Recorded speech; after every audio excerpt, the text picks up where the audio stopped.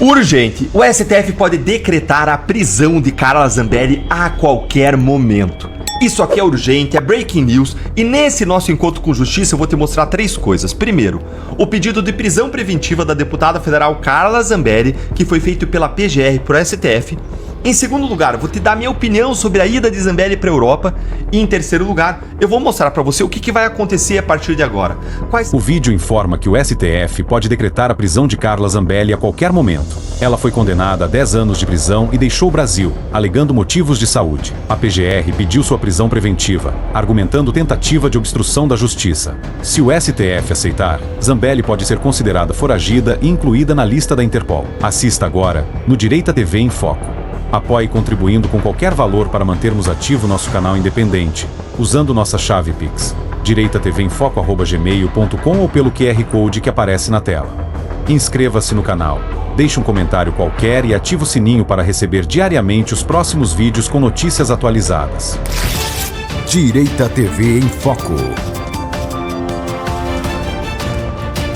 A liberdade de expressão é inegociável. Urgente! O STF pode decretar a prisão de Carla Zambelli a qualquer momento. Isso aqui é urgente, é breaking news, e nesse nosso encontro com justiça eu vou te mostrar três coisas. Primeiro, o pedido de prisão preventiva da deputada federal Carla Zambelli, que foi feito pela PGR por STF. Em segundo lugar, vou te dar minha opinião sobre a ida de Zambelli para a Europa. E em terceiro lugar, eu vou mostrar para você o que vai acontecer a partir de agora. Quais são as opções que estão na mesa da PGR e do STF e quais são as opções da Carla Zambelli. E bora então para o primeiro ponto, direto a ele, com esta manchete aqui do jornal O Globo. PGR pede prisão preventiva de Carla Zambelli após ida para a Europa. Deixa eu te relembrar aqui de um contexto que é importante para você entender isso aqui. A Carla Zambelli, ela foi recentemente condenada pelo STF a 10 anos de prisão. Por que, Deltan? Por conta do caso em que ela foi acusada de contratar o hacker Walter Delgatti. O objetivo seria inserir dados falsos no sistema do Conselho Nacional de Justiça. Teria até saído lá um mandado de prisão, tendo como pessoa a ser presa o próprio ministro Alexandre de Moraes. A Zambelli, ela deu uma entrevista hoje para a Auriverde em que ela disse que ela saiu do país inicialmente para fazer um tratamento de saúde, mas que ela também está sendo perseguida judicialmente e que ela não deve mais voltar ao Brasil. Mas sim pedir licença do seu mandato de deputada federal, do seu mandato parlamentar, que vai ser assumido agora pelo suplente. Como a notícia, uma breaking news, acabou de sair, a gente não tem acesso ainda ao inteiro teor do pedido que foi feito pela PGR e para o STF, mas eu tenho certeza de qual é o fundamento. Tudo indica que o fundamento da prisão vai ser, é claro, a ida dela para a Europa, que juridicamente pode ser considerada uma fuga, já que a própria Zambelli, ela anunciou publicamente que ela não tem intenção de voltar ao Brasil. Isso se enquadraria, em tese, numa das hipóteses de prisão preventiva, que pode ser decretada quando é um caso de assegurar a aplicação da lei penal. Esse é o texto da lei. A prisão preventiva pode ser decretada para assegurar a aplicação da lei penal, ou seja, para pegar alguém que fugiu, que está em vias de fugir, para assegurar que a lei penal seja aplicada sobre a pessoa. Esse é um dos critérios para a decretação da prisão preventiva que estão previstos lá no artigo 312 do Código de Processo Penal. E por que pode se enquadrar, Deltan? Porque se existe uma condenação criminal no STF, existe então uma expectativa jurídica considerável de que a Zambelli vai ter que cumprir pena. E aí a fuga dela, a ida para o exterior anunciando que não tem previsão de volta, frustra a aplicação da lei penal. Então, em tese, esse fundamento da prisão, ele existe.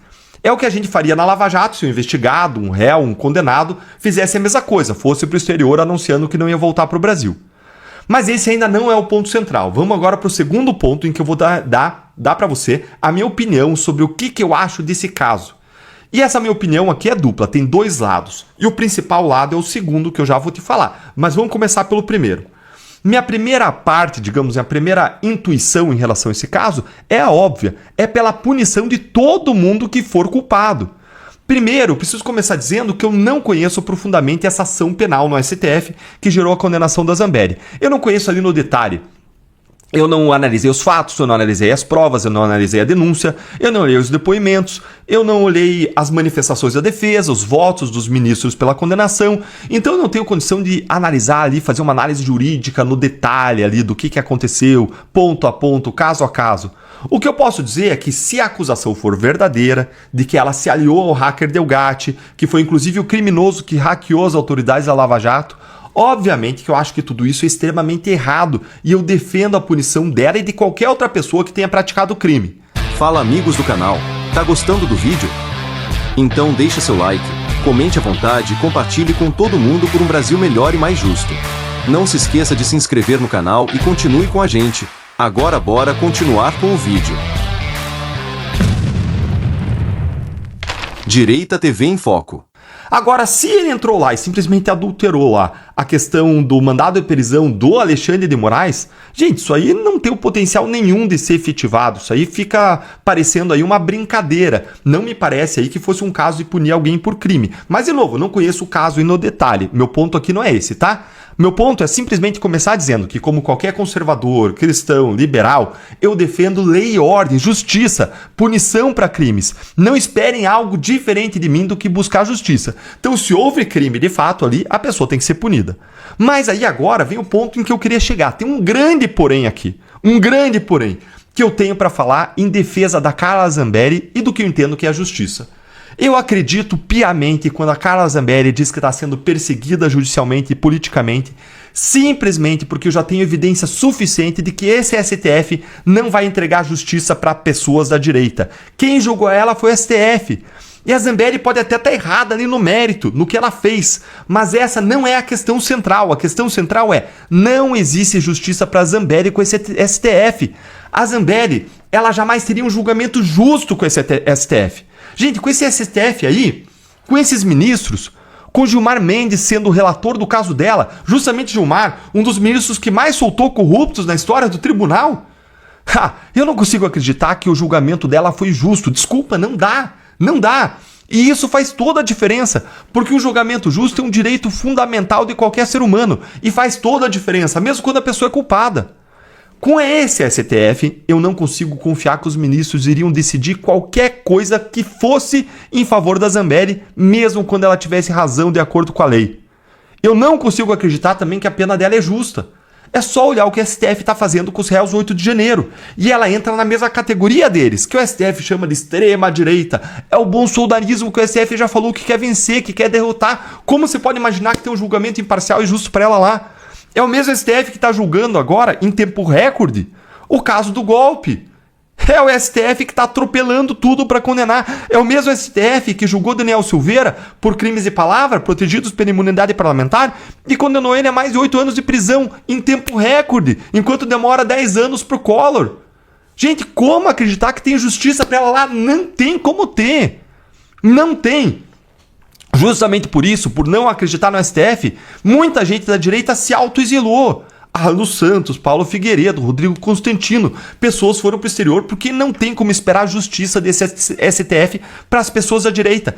Quando a Lava Jato acabou, várias pessoas vieram e falaram para mim, Deltan, fuja, saia para o exterior, eles vão te perseguir, eles vão até o fim, querendo te colocar na prisão, inventar crimes, o que for.